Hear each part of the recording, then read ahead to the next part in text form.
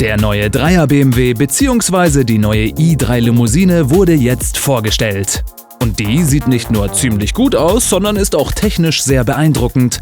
Dabei habe ich mich gefragt, was ist eigentlich mit dem Touring?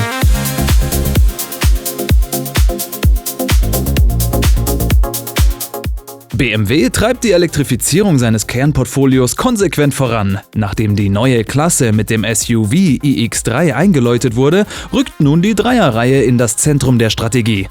Bei der offiziellen Vorstellung der i3 Limousine bestätigte der scheidende CEO Oliver Zipse, dass das Angebot um eine Touring-Variante erweitert wird. Nur leider wurde sie eigentlich gar nicht gezeigt. Deswegen dachte ich mir, wir nutzen meine Photoshop-Kenntnisse und KI, um uns einfach vorab selber ein Bild zu machen, wie der BMW i3 Touring aussehen könnte. Irgendwie muss es sich ja lohnen, dass Arbeitsspeicher so teuer geworden ist.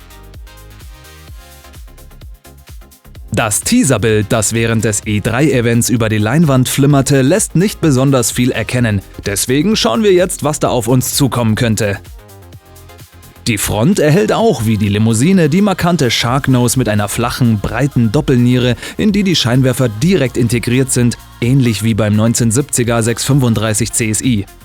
Die Silhouette wird von typischen Touring-Proportionen mit langem Radstand und sehr kurzen Überhängen dominiert. Er wird deutlich flacher und aerodynamischer wirken als aktuelle Modelle. Jetzt zum interessanten Teil. Hinten kann man von einem steil abfallenden Heck und fast durchgehenden, schmalen LED-Rückleuchten ausgehen, die vom BMW-Logo unterbrochen werden. So wie es lichttechnisch bei der Limousine auch der Fall ist. Offen bleibt die Frage nach der funktionalen Gestaltung des Heckabteils. Während BMW beim aktuellen 5er Touring auf die separat zu öffnende Heckscheibe verzichtet hat, ist noch unklar, ob dieses markentypische Merkmal beim i3 Touring erhalten bleibt. Im Innenraum dürfte sich nichts nennenswert von der Limousine unterscheiden, bis auf offensichtlich eventuell mehr Beinfreiheit für die Rückbank und einen größeren Kofferraum.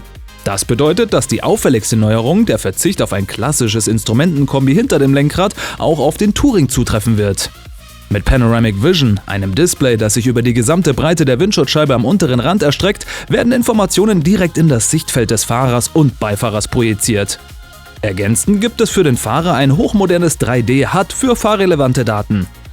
In der Mitte des Armaturenbretts thront ein schräg gestellter parallelogrammförmiger 18 Zoll Touchscreen, der das neue BMW Operating System X nutzt. Wäre es nicht praktisch, wenn man seine Beweise einfach selbst aufnehmen könnte? Heutzutage fahren gefühlt alle wie Verrückte und da ist eine gute Dashcam fast schon Pflicht.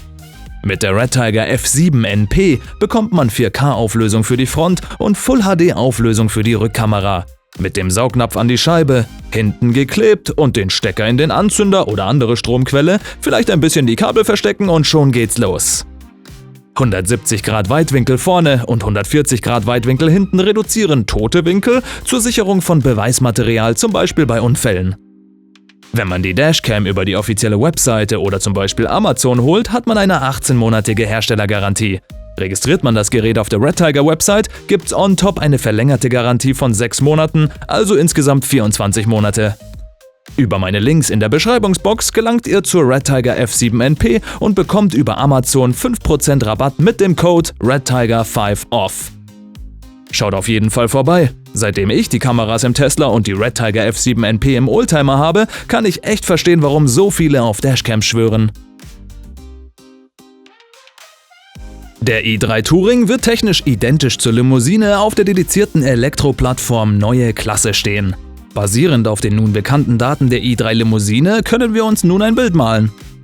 Die Limousine ist also 4,76 Meter lang, 1,86 Meter breit, ist 1,48 Meter hoch und hat einen Radstand von 2,89 Meter. Der Touring wird natürlich ein wenig länger und hat dann offensichtlich einen größeren Kofferraum.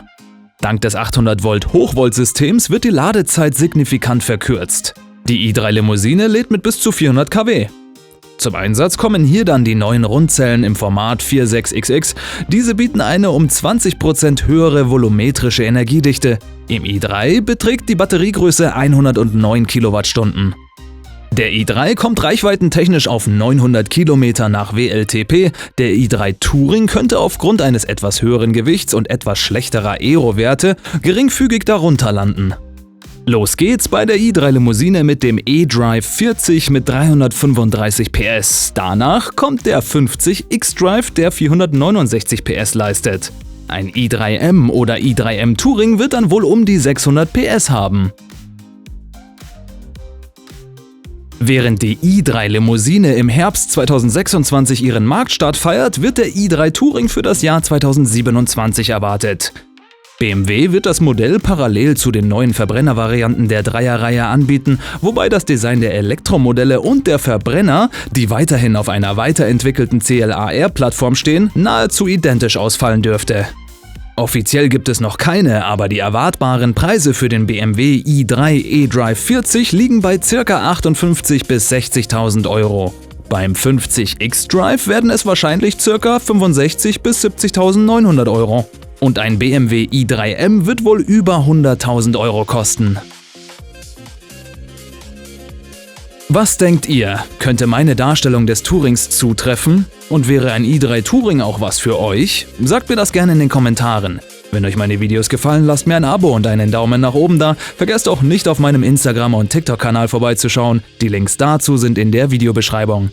Vielen Dank fürs Dranbleiben und wir sehen uns dann beim nächsten Mal. Ciao!